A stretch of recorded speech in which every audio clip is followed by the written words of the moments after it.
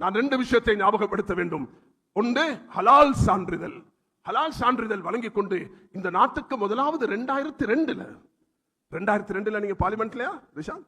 2002 ஜமியத்துல் உலமா கிட்ட ஹலால் சான்றிதழ் வழங்க கேட்டதே பார்லிமெண்ட் தான். பார்லிமெண்ட் தான் கேட்டார்கள், நாங்க போகல.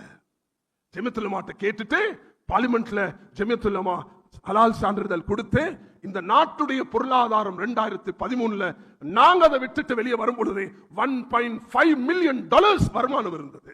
ஜம்மியாவுக்கு அல்ல, இந்த நாட்டுக்கு.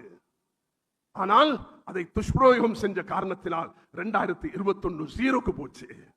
இன்றைக்கு திரும்ப அல்ஹம்துலில்லாஹ் நாங்க கையாண்ட யுக்தி, நாங்க அந்த தூர் நோக்கோட செய்த முயற்சி, அல்ஹம்துலில்லாஹ் அல்லாஹு தஆலா உயர்ந்த இடத்துக்கு அல்லாஹ் ஹலாலை கொண்டு திரும்ப இந்த நாட்டுக்கு வருமானம் வரக்கூடிய நிலைமை ஏற்படுத்தியிருக்கிறார். அந்த நேரத்திலும் ஜமியத்துல் உலமா 13 லட்சம் தான் அதுல இருந்து எடுத்தது. யூடியூப்ல போயிட்டு பாருங்க.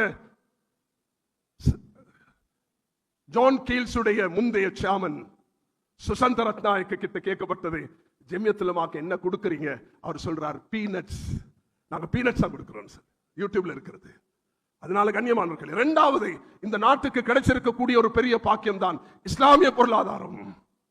இன்று இஸ்லாமிய பொருளாதாரத்தை மேம்படுத்துவதற்காக வேண்டி உலமாக்கள் அல்ஹம்துலில்லாஹ் இந்த யூனிவர்சிட்டியும் அதுக்கு ஒரு பாரிய பங்களிப்பு செய்து கொண்டிருக்கிறார்கள். இலங்கைக்கு முதலாவது வந்த முஃப்தி தகி உஸ்மானி ஹஃபிதஹுல்லாஹ் அவர்களுடைய ஒரு புத்தகம் இருக்கிறது, இன்ட்ரோடக்ஷன் டு இஸ்லாமிக் ஃபைனான்ஸ். ஒரு சகோதரர் அவருடைய அனுமதி எடுத்து அதை மொழிபெயர்த்து கொண்டிருக்கிறார். இங்க இருக்கக்கூடிய அவருடைய பேர் ஞாபகத்துக்கு வருதில்லை, அவர் அதை செய்து கொண்டிருக்கிறார். அது தமிழில் வெளியாக்கப்பட வேண்டும். உலமாக்களே, துறை சார்ந்தவர்களே, இந்த எப்படி MMDA எங்களுக்கு கிடைச்சிருக்கிறதோ அது போல ஒன்றுதான் இந்த இஸ்லாமிய பொருளாதாரத்தை இஸ்லாமிய வங்கி வடிவத்தில் அல்லாஹ் தஆலா தந்திருக்கிறான். பலப்படுத்துங்கள். உலமாக்களும் துறை சார்ந்தவர்களும் சேர்ந்து இதுக்கு பங்காளிகளாக மாறுங்கள். அல்லாஹ் நிச்சயமாக இதை கொண்டு கைர்களை ஏற்படுத்துவான்.